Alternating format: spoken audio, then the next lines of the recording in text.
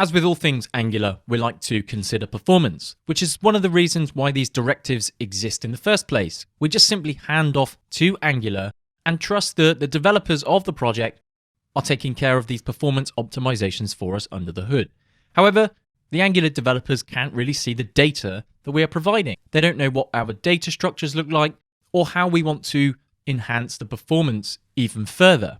Now, technically, we don't have to do anything more. However, we can do far better when it comes to re-rendering.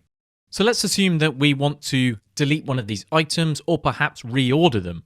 Angular has some built-in change detection, and every cycle of this change detection that gets triggered for our for of, Angular uses an internal differ. Now, this diffing process is simply comparing by identity. So what do we mean by identity? If we say object equals object, we're going to get false. That is because the identity of these two objects is not the same. Now, as we're building with an immutable approach with one-way data flow, this is actually going to cause us a rendering problem in the fact that Angular is going to compare these objects that we are then given back through our donuts. And because the identity has changed each time, and this is a practice that we're going to adopt, is changing the identity because we want to know when there is a specific change, we can then provide some different information to Angular. So what do we mean by different information? Essentially, we want Angular to look at these and say true instead of false. So the way that we can do this is by introducing this trackby clause. So we can say trackby, and what we're going to do is create a function called trackby_id. So this will say property does not exist on type donut list component, which means that we need to then go and implement it as a function on our component class. So underneath our ng-on-init, we can add this trackby_id. Before we provide an implementation, we're going to look at the arguments that we get.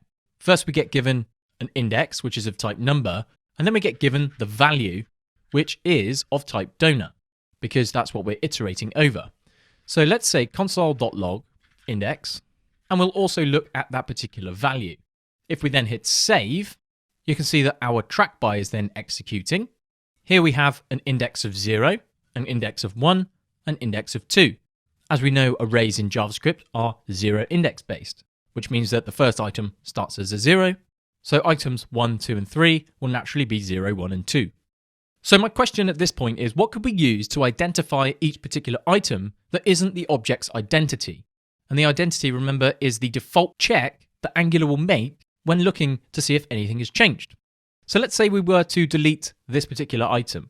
We have one button, click, and it just deletes it and it vanishes. That means that we are left with two more items. The easiest way that we could do this is by looking at the IDs. We can return each ID and Angular will just quickly look to see if they still exist. If this one's missing, it knows that that has actually changed. So this means it will only intelligently re-render the ones that we need to. Now, we don't need to worry too much about using the index, but as we need the value as the second argument, we need to return the value.id. So when we then save this out, our console log is gone, but underneath, Angular is now using this trackby_id, which means that if we were to delete a particular item from our dataset, we are now fully optimizing how Angular is performing its diff checking and the re-rendering of the components. So that is a really simple, quick one-line performance improvement that we can pass to Angular's ng4 directive, and we want to say, I want you to track by, and then we can provide a function name of the implementation of how we want Angular to then go ahead and start tracking our changes. As I mentioned, by default, this uses object identity, which is absolutely great because we're going to be adopting an immutable update pattern, and this is a very common practice nowadays. We're going to get a new object identity every time. So Angular is going to take much more time to check which objects have actually changed. Angular can very quickly compare the IDs to the last set of IDs and then go ahead and re-render our components extremely quickly.